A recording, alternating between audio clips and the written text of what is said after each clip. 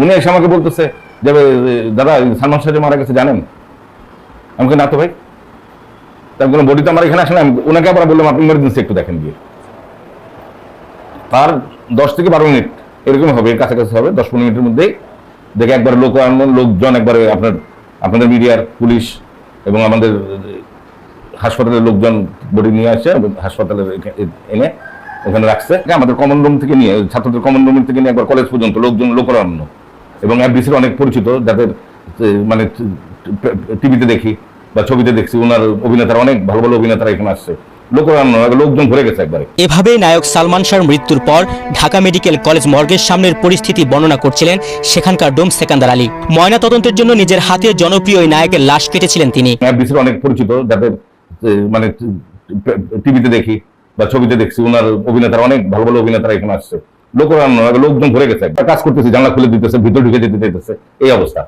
কাজ করতে গিয়ে অনেক ব্যাঘাত ঘটছে, লোকজন ভরা। তো আমি শুধু না, বাংলাদেশের অনেক, সালমান শাহ যিনি মারা গেছেন, আমরা তাকে জানাবাসী করুক, ওনার ভক্ত তো সবাই আমরা। বাংলাদেশে উনি ভালো একটা নায়ক ছিলেন, ভালো অভিনেতার তো অনেক ভক্ত থাকবেই। সেই সময়ের মর্গ সহকারী সেকান্দার আলী নিজেও সালমান শাহর ভক্ত ছিলেন। প্রিয় নায়ককে এভাবে লাশ কাটা টেবিলে দেখবেন এমনটা স্বপ্নেও ভাবেননি। সালমান শাহর শরীরে ছুরি চালাতে গিয়ে বারবার আবেগাপ্লুত হয়ে পড়ছিলেন। সবকিছু কিন্তু আমাদের কাছে খারাপ লাগে, এখানে যে মৃত্যুগুলো আসে, ঠিক না? এই অনেক সময় ভাবি যে আমারই কখন হয় বা আমার আত্মীয় স্বজনের কার হয়ে যায়, তো বলা যায় না, এগুলো ভাবি। আর স্বাভাবিক একজন সেলিব্রিটি নায়ক, খারাপ তো মানে অনুভূতি তো লাগবে।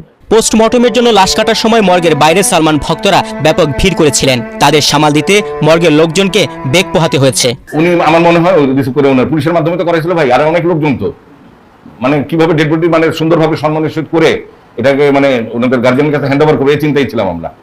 যে একবারে বললাম না, জানলা ভেঙে মানে খুলে ফেলতে, কাজ করতে পারতেছি না, গেট ধাক্কাইতেছে লোকজন দেখবার জন্য।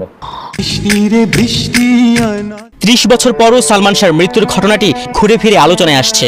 গত 20 অক্টোবর সালমান শাহর অপমৃত্যু মামলাকে হত্যা মামলায় রূপান্তরের নির্দেশ দেন আদালত। মহানগর দায়রা জজ আদালতের দেওয়া নির্দেশের 24 ঘন্টা না পেরোতেই রমনা থানায় একটি হত্যা মামলা দায়ের করেন সালমান শাহর মামা আলমগীর কুমকুম। হত্যা নাকি আত্মহত্যা, সালমান শাহর লাশ দেখে কি মনে হয়েছিল ডোম সেকান্দার আলীর? ওটা ছোটখালি তো লেখা আছে, পুলিশ যার লেখছে ওটা তো মনের সঙ্গে দেখছে, ডাক্তার দেখে তো রিপোর্টটা দিচ্ছে। আমি যা এমনি ফাইন্ডিং ছিল, একটু পুলিশ যে ছোটখালি লেখছিল গলায় কালো দাগের মতো, ওটা ছিল ওই। আর এমনি তো পোস্টমর্টমের যা যা নিয়ম স্যার তো উল্লেখ করছে মনোনীত রিপোর্ট, ওটা স্যারকে জিজ্ঞেস করলেই ভালো হয়। যেহেতু আমি তো মানে আমার খোলা বলি, আমাদের যতটুকু কাজ মনোনীত করা, ডাক্তার সাহেবকে সহযোগিতা করা, সহযোগিতার মাধ্যমে আমি তার রিপোর্ট লেখার মালিক আমি না, যা যা পাইছে ওটা স্যার থেকে জিজ্ঞেস করলেই ভালো হয়। সালমান শাহ হত্যা মামলায় সর্বমোট 11 জনকে আসামি হিসেবে উল্লেখ করা হয়েছে। হত্যা মামলায় প্রধান আসামি নায়কের সাবেক স্ত্রী সামিরা হক।